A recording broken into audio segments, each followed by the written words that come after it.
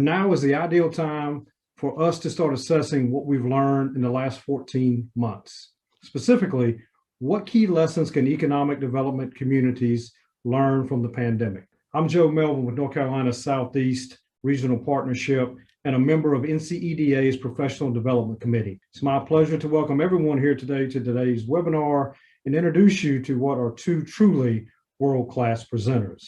COVID-19 has created the Charles Dickens economy. It was either the best of times or it was the worst of times for businesses. Some cleaned up, others closed down, some for good. The jury is still out on how economic development organizations are dealing with pandemic-induced challenges and opportunity. But we're going to get some insight today from two experts with Size Up, a small business intelligence internet service company. One of our presenters today is Paul Torrance. He's the director of regional sales for Size Up, where he works with economic development organizations, chambers of commerce, utilities, and banks to provide big data to small business customers, entrepreneurs, startups, and community partners. Paul's pretty famous. He has an IMDb profile for a movie back from 1999. Go check it out. Paul is joined by someone that I personally have been a big fan of for a long time since I started in economic development. Anatolio Ubalde is the founder and CEO of Size Up. He also co-founded GIS Planning Inc., a digital marketing company many of you know well, which was acquired by Financial Times in 2016. Media organizations from Forbes and Fortune to Bloomberg and the Wall Street Journal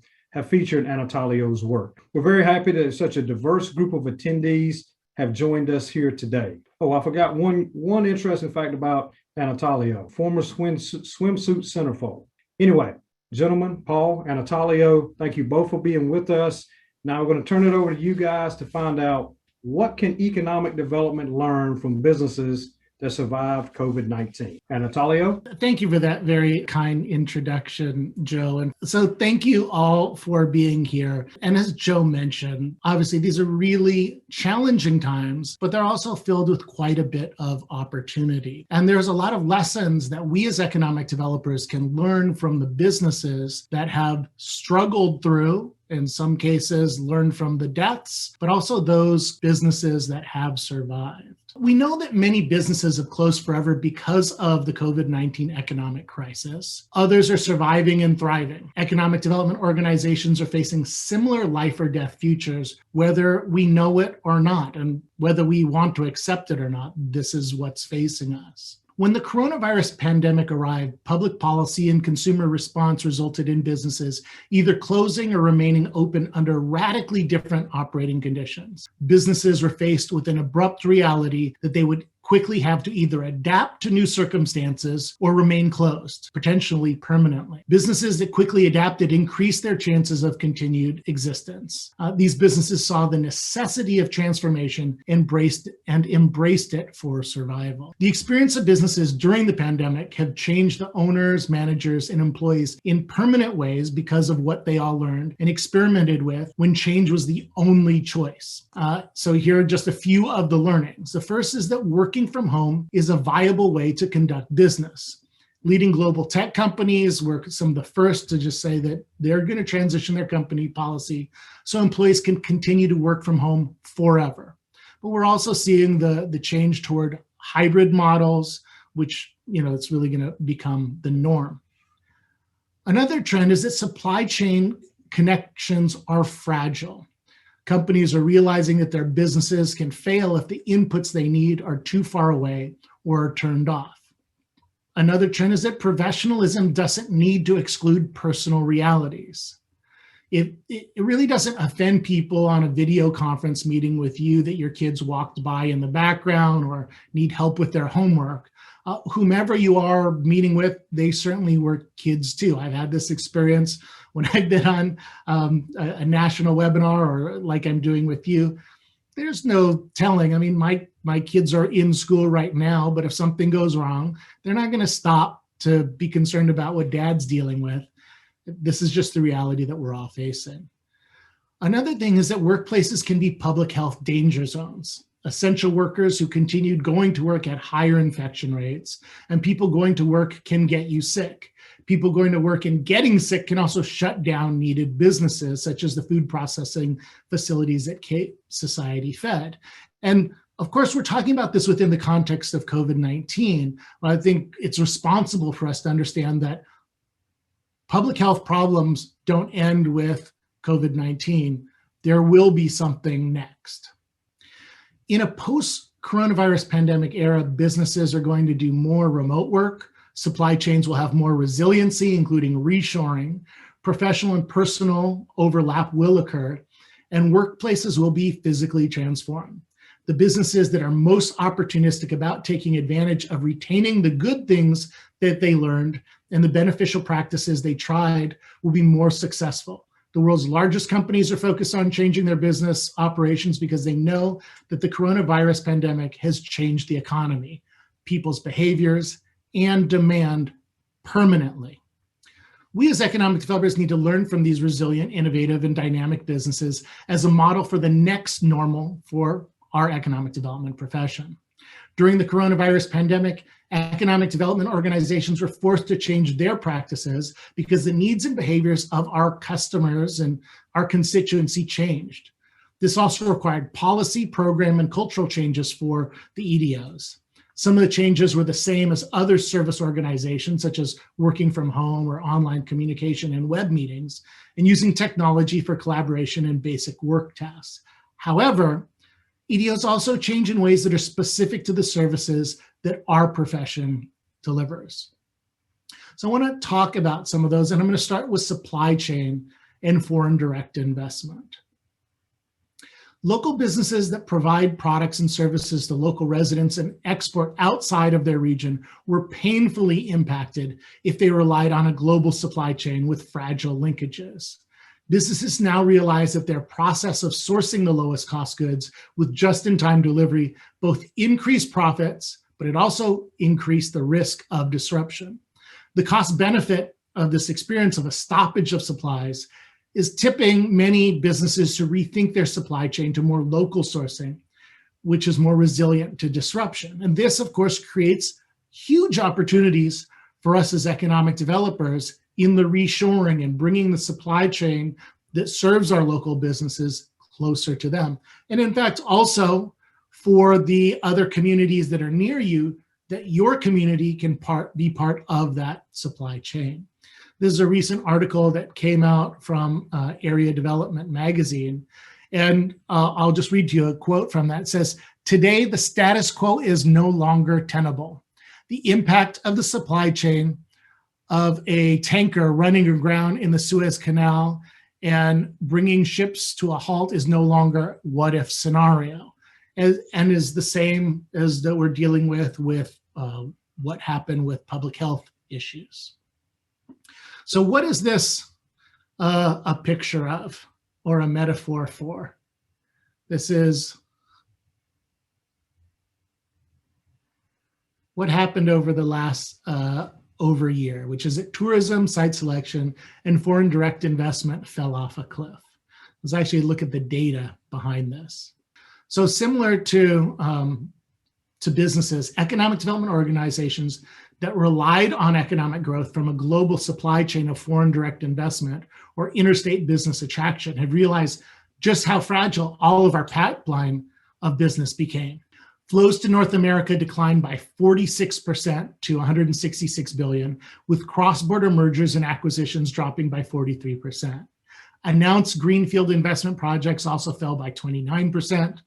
The US recorded a 49% drop in FDI, falling to an estimated 134 billion. And the decline took place in wholesale trade, financial services, and manufacturing. Cross-border M&A sales of US assets to foreign investors fell by 41%, mostly in the primary sector.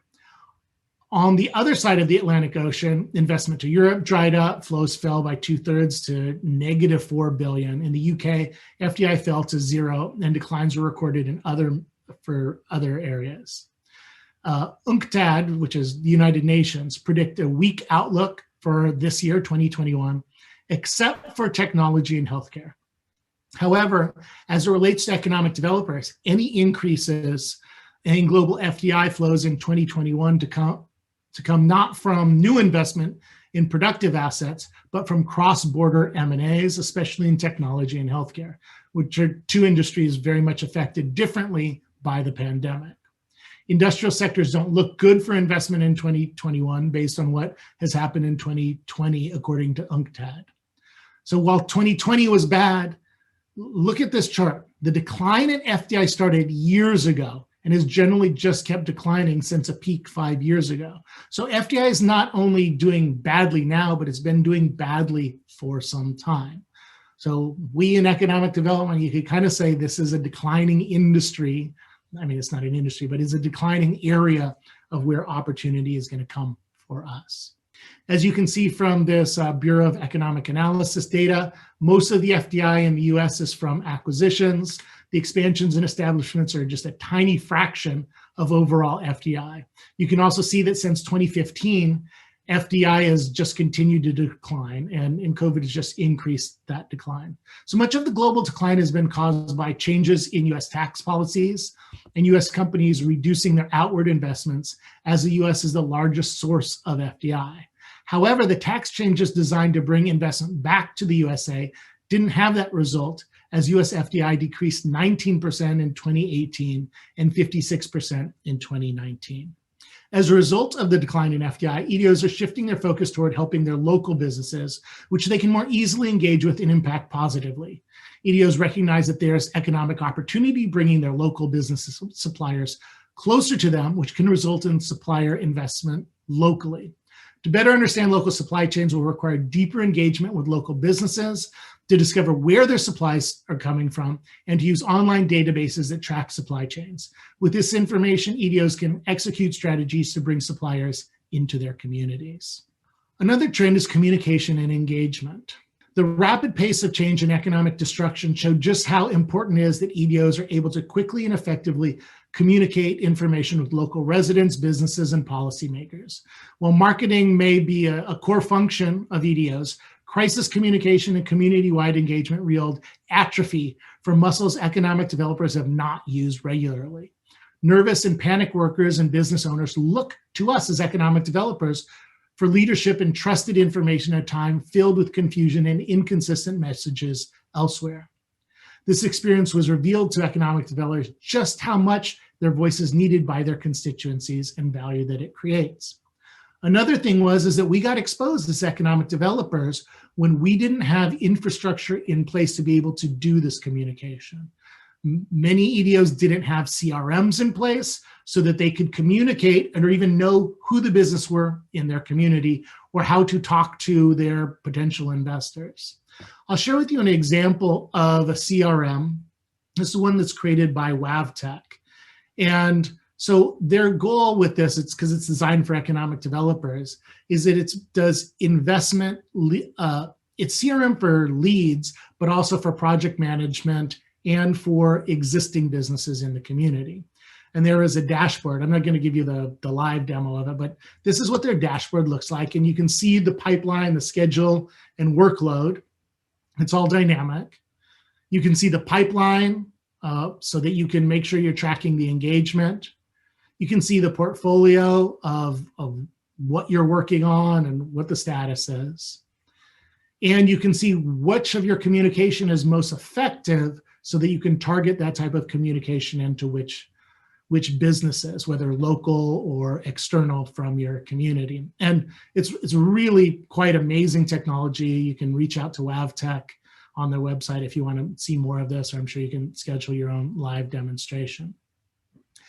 Another trend is the issue related to real estate carnage and how that is, the bad stuff has created opportunities because many businesses, including many fancy companies in Class A office space and premium retail locations, have gone out of business permanently as a result of being able to survive through the COVID-19 economic crisis. But this has resulted in the abandoning of many quality real estate locations that have existing infrastructure, which in some cases have tenant improvements, which are high-end A-level locations. A new generation of entrepreneurs can take advantage by moving into these empty storefronts and office buildings without having to pay for those tenant improvements they might not have been able to afford, and by leasing or buying business space that are in prime locations that might never have been available to them prior to the recession. Another trend is that everyone who wants to survive must be or become an entrepreneur. When things get bad, people have to hustle, get creative or be innovative and fight to survive. Businesses were faced with this as really an existential threat. But why do we need a crisis to hustle and innovate? Within business, the cycle of innovation is shortening for a variety of reasons, including shorter life cycles, changing tastes, and technological innovation.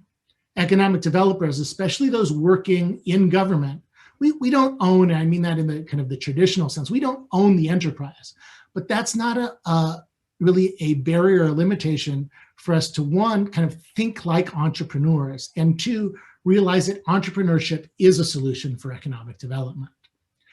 I'm going to show you some statistics and some data that I think is going to blow your mind. It's going to take me a little bit to unpack it, but I think in the end, you'll see something pretty amazing.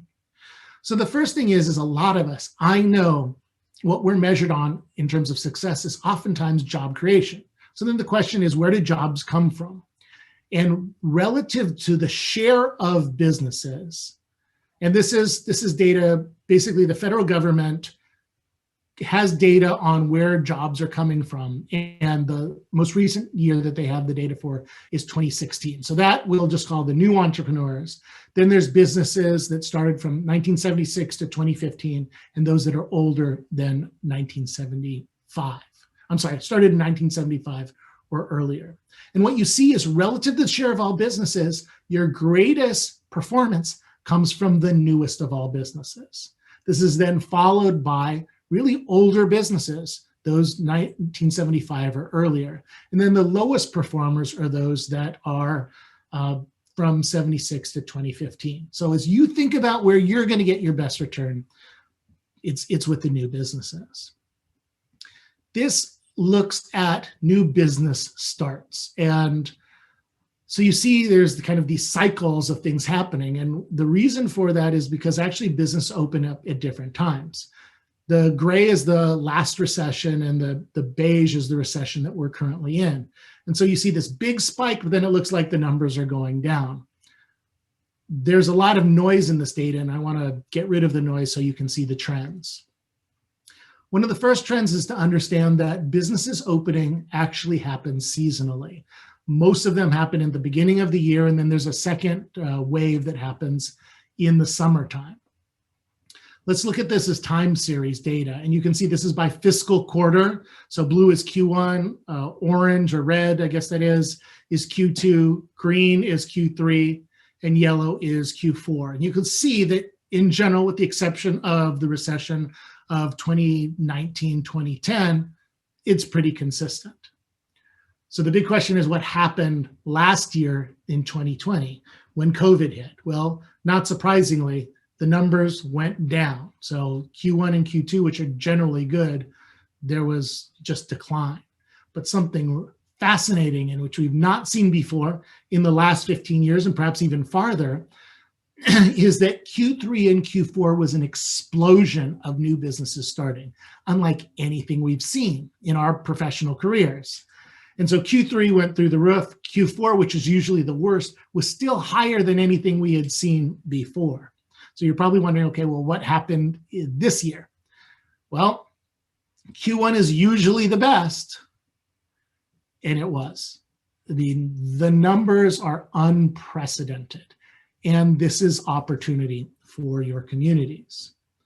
And you need to understand this isn't like the last recession. If you look at new business starts, in the last recession, they declined. In this recession, they're going fast. So businesses and entrepreneurs they're not waiting for the recession to be over to start. This is, again, opportunity for you. The other thing is that economic developers and communities everywhere are becoming aware and will certainly become aware of this entrepreneurship opportunity so they can enrich their area for years to come. For example, forecasts and announcements about entrepreneurship boom are making this opportunity known. I was talking about this actually in August of 2020 saying, hey, look, the data is showing that there is this spike, there's this trend coming. In October of last year, The Economist wrote about how the US is the only wealthy country experiencing a boom in new business and entrepreneurship. In February of this year, A local news outlet in Green Bay, Wisconsin reported on the quantitative growth of new businesses. So because this trend in entrepreneurship is such a powerful and perhaps once in a career opportunity for us as economic developers, in other communities, they're going to want to maximize the impact by getting more than their fair share by taking away the new entrepreneurship from your community. However, your economic development organization can defend the entrepreneurship in your community and likewise get more than your fair share by creating a business climate that makes it easier and better for entrepreneurs in your community. So here's how you can do that. You can prepare the entrepreneur. Now, there are many aspiring entrepreneurs who are excellent at their craft. They may be excellent at chefs or craftspeople, designers and accountants who've worked at companies for years, maybe as a top worker in that company outside of the owner. However, being good at producing a product or service is not the same thing as being good at operating a company. Aspiring entrepreneurs in your community or who are considering opening a new business don't need help knowing how to deliver their product or service. Where they need help from economic developers is to successfully learn how to do things they don't know how to do related to running a business. One area where you can certainly help is around the business failure rate, because an intimidating statistic that is often used to scare off uncommitted entrepreneurs is the statistical failure rate of new businesses. According to data from the Bureau of Labor Statistics, about 20% of small businesses fail within their first year. By the end of the second year, 30% of business will have failed. And by the end of the fifth year, about half of business will have failed. The business failure rate's insightful because it tells you when businesses tend to fail. 20% of businesses fail in the first year, but an additional 30% fail in years 2, 3, and 4, and 5. So 30% divided by 4 years equals an average of 7.5% of businesses failing each year of these years. If 7.5% is a predictable or natural rate of business death, then 12.5% of businesses, or 1 out of 8 of all businesses, are failing in the first year due to what Entrepreneur Magazine and Investopia talk about as a lack of preparation in one way or another. So being prepared better than the bottom 1/8 of all businesses positions an entrepreneur for a much higher likelihood of success. This is especially important as a lack of preparation is a key part of all of the 4 most common reasons that small businesses fail. So if 62.5% of first-year business failures can be mitigated through preparation, then we as economic developers can have an enormous impact in reducing this failure rate. It's this opportunity for the creation and structures for business sustainability where we can prepare them with information, training, and infrastructure to move out of the 62.5% of first-year businesses that fail quickly. In terms of other trends, and still connected to this issue of entrepreneurs, the largest of all the economic development changes is the hyper-focus on assisting local businesses. The economic impact of the coronavirus pandemic revealed itself in a personal and local way. Businesses in your neighborhood, city, and region were closing or at high risk of permanent failure. Your friends and neighbors were getting furloughed, laid off, or losing their jobs because their company they work for went out of business. The economic crisis shone a light on the reality that the most important businesses for EDOs are those already in your community, because they're the real economy that employs people, generates taxes, and provides the infrastructure for your economic health. We know that small businesses produce about half of the US gross domestic product, but locally they have a bigger impact than large businesses, and this matters if you are an economic developer doing local economic development. We also know that there's multiple research that shows that local businesses have a greater impact on your local economy through the economic impact of secondary spending. And we know what economic developers have done. Like, we have changed as a profession, and we have pivoted based on whatever we were doing before coronavirus to put additional or all of our effort into helping the local businesses. Even regional marketing organizations that were exclusively about business attraction, they've adjusted to the next normal for economic development, because the next normal is long-term. And the need to help local business continues on. Now, here's our challenge as economic developers is there's so many of these new or these small business and entrepreneurs, and they're all so different. and you only have so many staff to be able to serve them. And BRE, or economic gardening, programs typically only serve a small portion of businesses. So how do you overcome this? Well, one of the ways that you can do this is through technology and software that you can put on your own website so that your small businesses and aspiring entrepreneurs can help themselves. I could show you this example because there's many cities, counties, regions, and even states that are doing this all over the country, but I'll just show you this one example from Dallas. But I don't want you to think this is only for big cities, because most of the cities that are doing this are medium and small size cities. But if you go onto the Dallas website, they provide the service. So if you are a business, and you can get information that is both hyper local and industry specific. So how would I describe that? I'd say, okay, if you are, we wouldn't say that you are a retailer in North Carolina. We would say that you are a florist in the downtown neighborhood of Charlotte, and let's tell you some things you don't even know about yourself. So in this case, they plug in their industry, the business enters in some information they know about themselves, such as their revenue, or if it's an aspiring business, they can enter what they predict their business will perform at from a revenue perspective, and then size up super crunches millions of data points from the local to the national level to be able to compare this business to its competitors. In this case, this coffee shop is a high performer, or relatively high performer compared to other coffee shops in the city, county, metro, state, or the US. And you see this heat map on the right, which is down to the neighborhood level. This is useful if you're thinking about opening up another coffee shop, or you want to target a marketing campaign, or maybe you want to visit the coffee shops in the high performing areas to figure out what they're doing that may be better than your own business. You can also see trends if you're in a growing or declining industry. You can see if you're paying more or less than your peers, because outside of manufacturing, salaries tend to be one of the highest costs. Or you can look at the employees and how large you are, because even though you may be a small business, you may be a large small business in your industry. And so if you're going in and you're talking to your local community bank, you can show them that you're a high performer. Within just a few minutes, you get this overall dashboard of your business's health, and you don't have to have an MBA or a background in quantitative analytics to understand the green means you're doing more and red is less. Even an unsophisticated business can understand this data.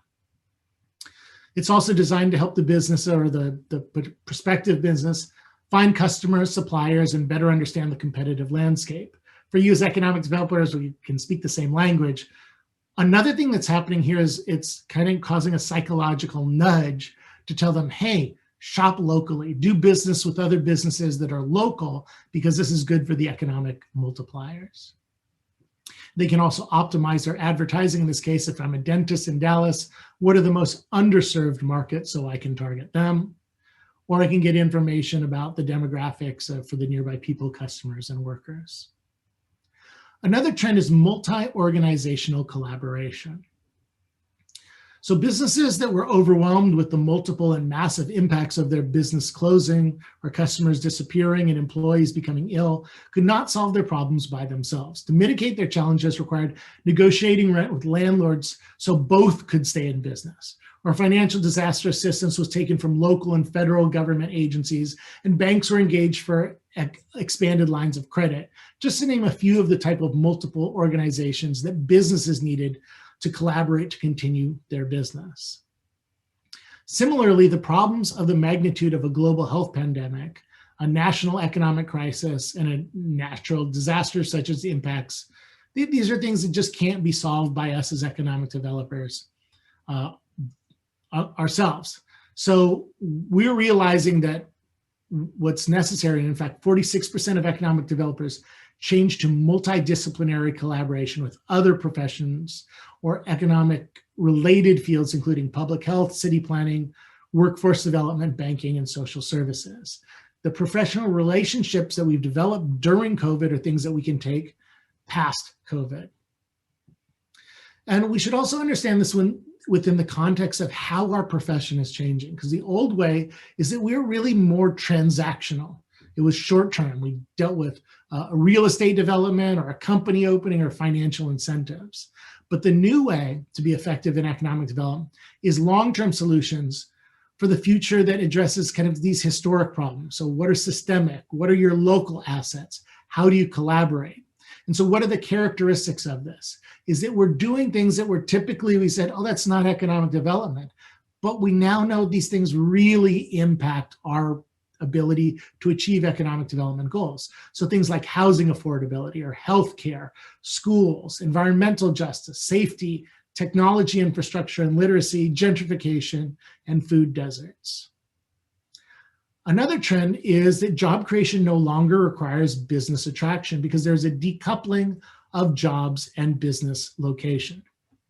So the old way of thinking about job creation and economic development was that it came from either one, business expansion, two, entrepreneurs opening new businesses, and three, business attraction. Most net new job creation comes from local businesses.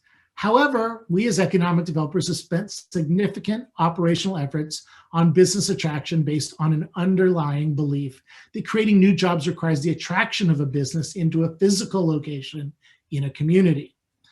Because of the coronavirus pandemic, many businesses have learned that they do not need to expand with new facilities to grow their businesses or hire new employees. Instead, companies see the opportunity to hire remote workers anywhere in the world to grow their workforce. This is a significant new opportunity for EDOs located in tier 2 metros or ex-urban or rural areas that want to create new and higher paying jobs for local residents. If these EDOs change their operations away from business attraction and toward job creation, this may also have the benefit of being incredibly popular politically because instead of EDOs attracting new companies that will hire out-of-town employees moving to the area to get these new jobs, a focus on job creation for existing resident benefits the people living already in the area.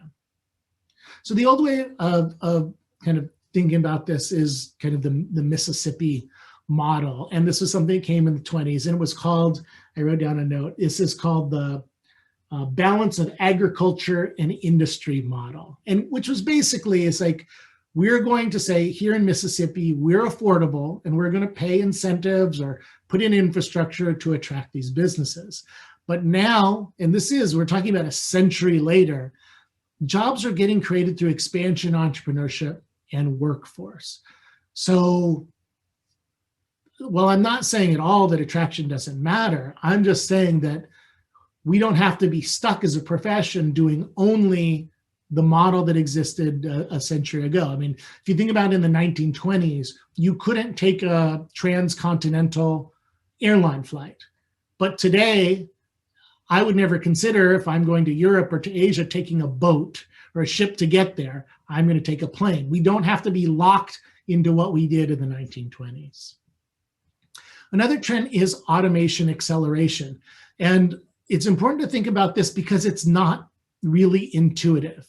If we think about what should have happened, I guess, or we think what should have happened is unemployment went up. So what does that mean if you're a business? Well, that means that you've got a lot more labor and therefore the cost of labor should go down, right? So why would we spend time doing automation to replace employees? But think about it this way. Yes, there's unemployment went up, so the labor cost should go down. But what also happened for businesses is that their business went away. And so revenue went down. And as revenue goes down, your cost of employment still can be a higher cost. So you look for opportunities to reduce cost. And in we've looked at this is over decades of research, looking at economic trends. Every recession has resulted in increases in automation. So people, especially with repetitive jobs, they're getting replaced. And so we as economic developers are getting judged based on, are we creating jobs? This is going to become much more difficult for us. And as we think about this spatially in terms of the geographies that we serve, we need to understand certain communities are more at risk for job automation. Technology was also a trend.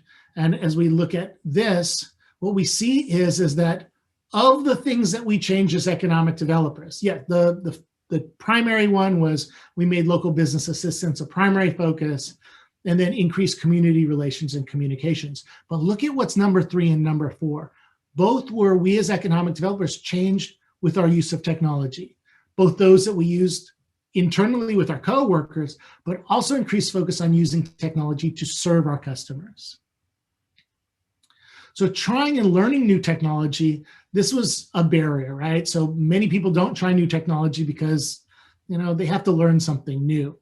But COVID forced all of us to do this. We couldn't get on planes, we couldn't go to trade shows. So we started using technology and software to do our work because we had no other choice. Now, of course, there's going to be Luddites who make the same argument that's been made many times before, which is that no communication is better than face-to-face communication. Yet most professionals perform a huge amount of work using the technology tools that past generations have said could not work and replace face-to-face communication such as mail, telephone, fax, email, and video conferencing. Now, certainly all of these technologies are not face-to-face, but they have their own advantages and disadvantages. I'm just saying that we, as a profession, we're evolving and we are using technology to be more efficient and more effective. So Zoom became a big name that tech services really, everybody knows it now. And we also experienced this with SizeUp. A lot more economic development organizations are using SizeUp software to serve their local businesses. But what I'm saying is this is a trend, and there's many. It's local small businesses, it's CRM, it's virtual reality, it's online site selection, video conferencing, all of these. But here's the big thing, is whatever you're doing in economic development, the new expectation of businesses is that there's always a digital option and alternative. So we as economic developers, we may have been thinking, okay, we're going to do digital transformation over 3 years. But then all of a sudden 3 years had to become 3 to 6 months. And I don't want you to get the sense that I'm saying that this is all or nothing, right? But there is a transition happening. We're not going all digital. But where we used to compete was in out-of-town meetings or in-town meetings, trade shows, your website, more staff, and through more budget. But where we're competing now tends to be more digital. It's virtual meetings, more software, better software, your website, interactive software on your website, search engines, and social media. So where we are going is we're getting to a situation of a digital arms race in economic development, where the digital haves and have-nots become the winners and losers.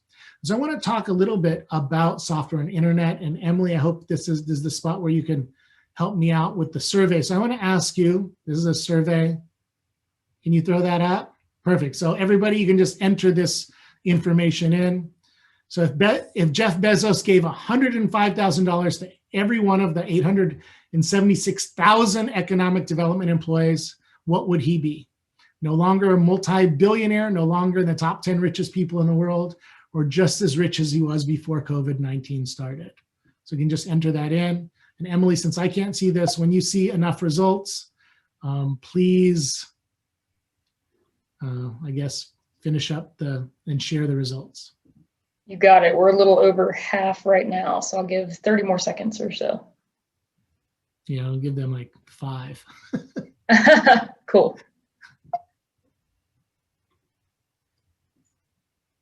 All right, I'm going to shut it down.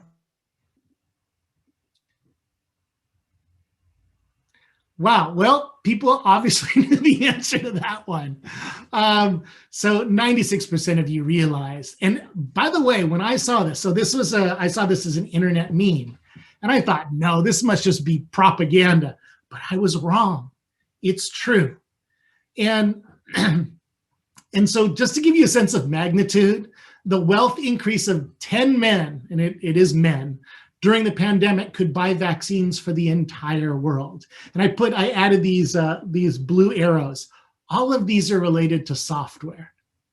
And this is, I'm not trying to say this in terms of that I'm saying that this is what these 10 men should do. I'm just saying the magnitude of how much software has meant is not insignificant. And what this also means is, and you can see this, is that software businesses thrived before, during, and they're going to continue to grow after COVID. So what does that mean for us as economic developers? And I was sharing with Liz and actually all the folks who are hosting this, that I'm going to give a talk, and if you guys are interested, I'm happy to do this for folks in North Carolina, but I give this masterclass in why economic developers need to think like software developers. But I think that this is important because software is eating the world, and we as economic developers, we want to eat it too. But when it comes to scale, improvement, embracing innovation, the fact that you as economic developers are actually competing with software companies, how you can be a part of the platform, that we live in a winner takes almost all world. All of these types of issues are things that we can be thinking about. So if this is of interest to you, you can, I guess, share it with Liz, and I'm happy to come and visit and talk with you more about that. The last thing which I want to close on is the issue of economic development ideological traditionalists. And look, there are many reasons that people instinctively resist change, but I want to just focus on the fact, look, we are not lizard brain economic developers. What saved us in the Stone Age will get us killed in the information age.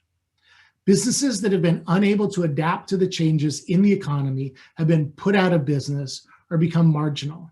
Just look at Kodak or Dell, Sears, Yahoo, Borders, and Blockbuster. No one wants to be the Blockbuster video rental EDO in a time of streaming media EDOs. However, there will be economic developers at the highest level of today's EDOs who defiantly say that change is not coming. There will certainly be EDOs led by directors that will fight with all of their might to get back to doing business the exact way that they did it before, to serve an economy that no longer exists. However, the new economy that is emerging from a post-coronavirus experience will be different. We can already see that it's different, and it has new needs from economic developers. The economic development leaders that will keep their jobs, and also the new generation of leaders that will emerge to take executive jobs, and the EDOs that will remain operationally viable are the ones that will adapt and evolve to remain relevant to the new trends of local businesses and residents of their communities. The traditionalist EDOs will survive for a short time, just as the old titans of industry survive while crumbling into ruin. But the innovative EDOs will emerge and transform themselves to be stronger, more valuable, and more needed than ever before. And with that, I will turn it back over to our kind hosts, and we can take question and answers. I'm going to be also joined by Paul. Anatolio, a couple of questions here that have come in. One, will regional and statewide EDOs continue to focus on attraction outside of their communities? And if so, at what balance? Yeah, so I don't think that attraction is going away at all.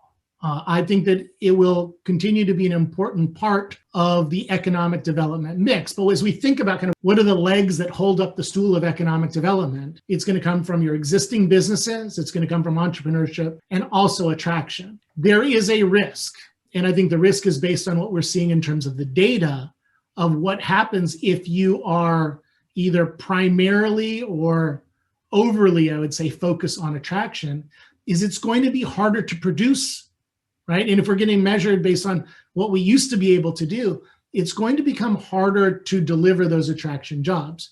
One, because we've seen the data. We've seen the data of the decline that's happened, certainly from foreign direct investment. And most of the greenfield deals are happening very locally. And also just those big projects that we saw back in the 80s and the 90s, there are just not as many of them to be had. So I would say if you're an economic developer who wants to keep your job, you need to diversify your offering so that it's not only attraction. And I'm not saying stop attraction.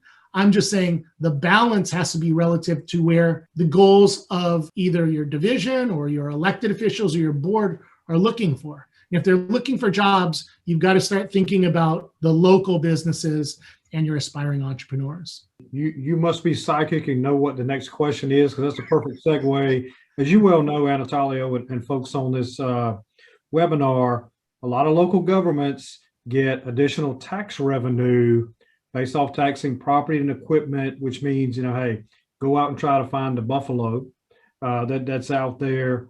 What advice do you have for ensuring that economic developers can help local elected officials understand that it is as viable and important to focus on small business, remote mobile workers, in addition to the big splashy win? Yeah, I feel like Jerry Maguire in this one. It's show me the money, right? So if we look at where the money is, where the business is, where the jobs are, we've just got to look at the data. Right? This is an important part so that you're not coming into it with kind of an emotional play of, well, I think that this is valuable. I think that this is the better way to go. The data, and by the way, I have more data than what I shared today. Anybody who's interested, I'm easy to find. You can reach me on LinkedIn. You can go to sizeup.com. You can contact Paul. We'll get you the data you need related to the value for local businesses. There is certainly, I recognize that it's nice when there's the headline of the ribbon cutting. I've been at those when I was doing local economic development. They feel great. However, if you're an elected official, there's no elected officials that are like, I don't care about local business.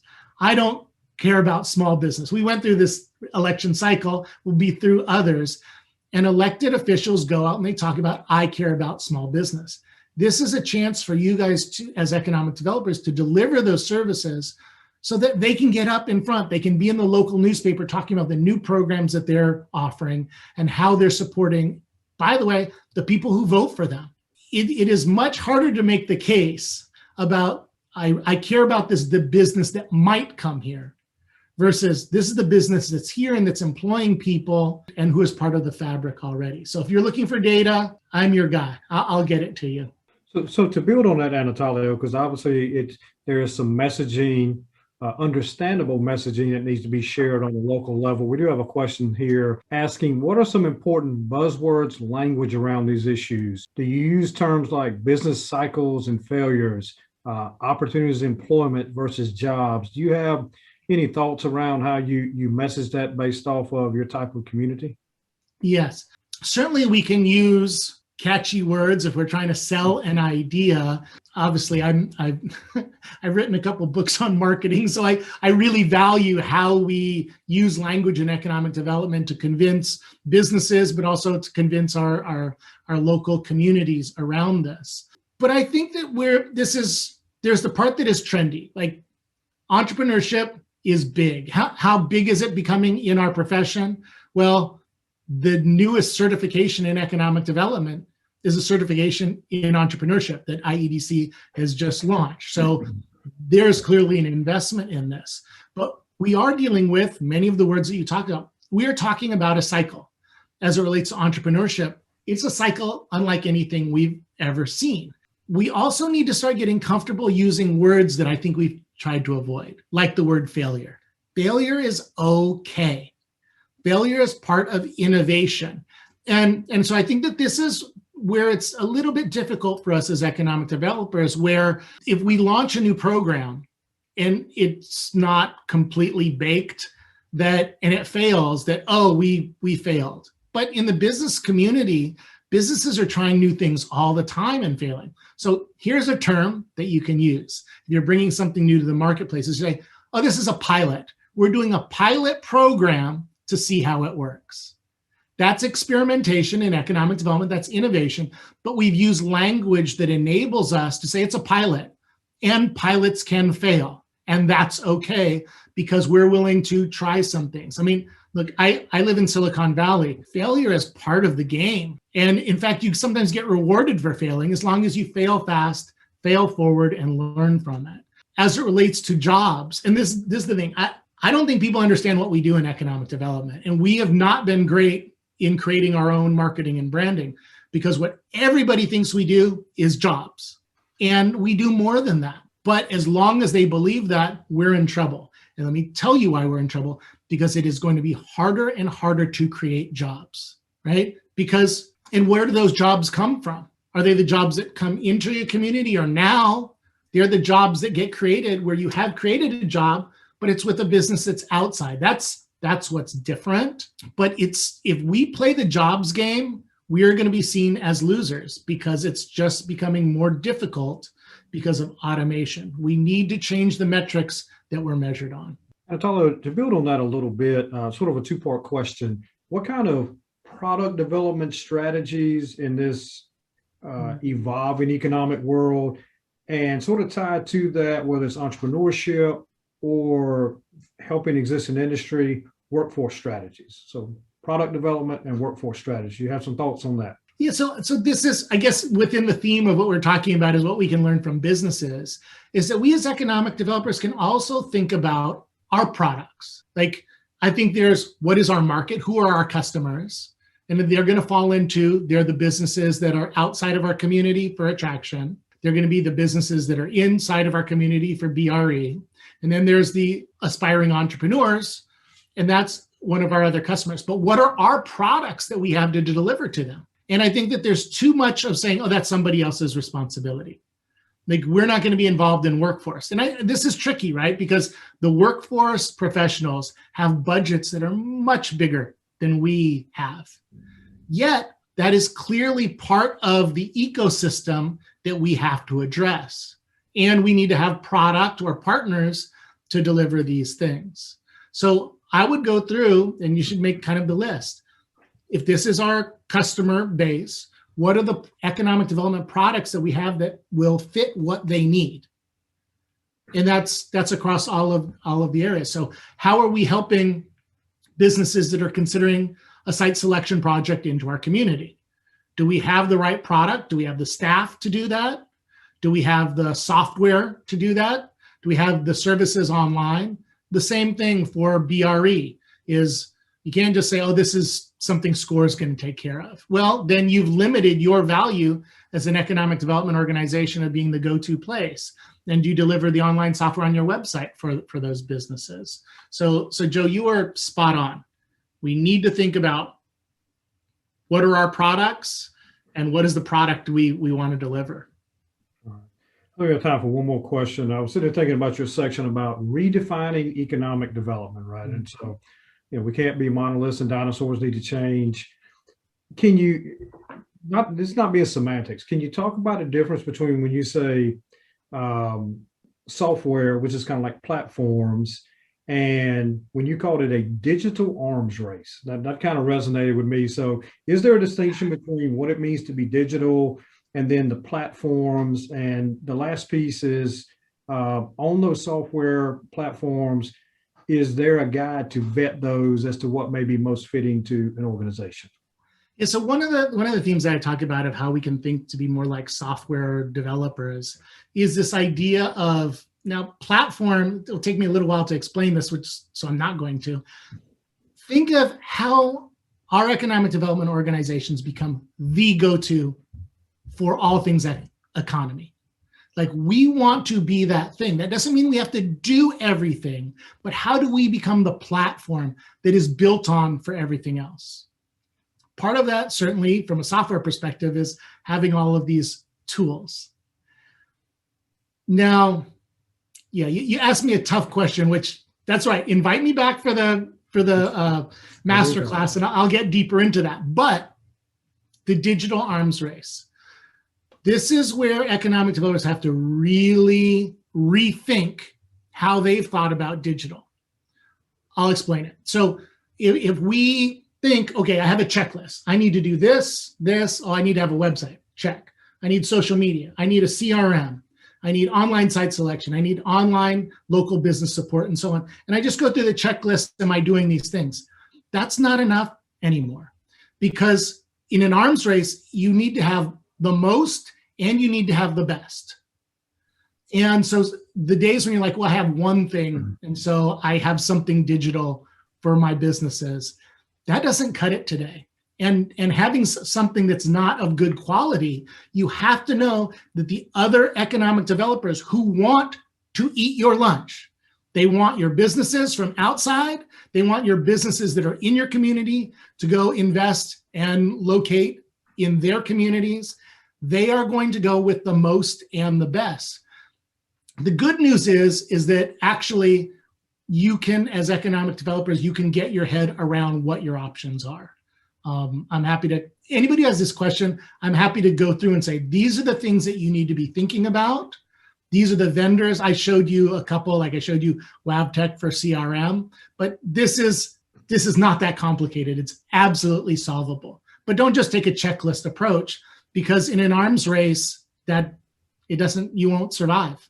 Okay. That's a harsh one to end on. You won't survive. If you invest properly, you will thrive. Do want to offer Paul. I mean, you've been the silent partner here today. Anything you want to share as we begin to wrap up? Well, it's hard to follow a profit, right? So that's what I've got going for me. But just really hammer home the importance of entrepreneurship. Small businesses, it's half of the United States GDP, but locally it means 425% more jobs in large business. And really, as an economic developer, what are you doing to walk alongside these entrepreneurs that a lot of them are forced entrepreneurs nowadays? And, 65% of their funding is from personal savings or family money. So it's a huge opportunity to market to these folks in your community and help them add to what is going on in your community. Thank you for that. Anatolio, any last parting shots, sir? No, I just want to thank you. I mean, when I think about the opportunities for the economic developers in North Carolina, you are so well positioned to take advantage of the trends that are happening and to reinvent yourself, because COVID has given us an opportunity to do that. And so I just want to thank you all, and I wish you all great economic development. And also, we probably should have said this from the beginning. Paul and I had a conversation, and we made the decision that we weren't going to try and go back and forth. And so most of this got lumped over to me. But please do reach out to Paul and to me, and we can answer any questions that you may have.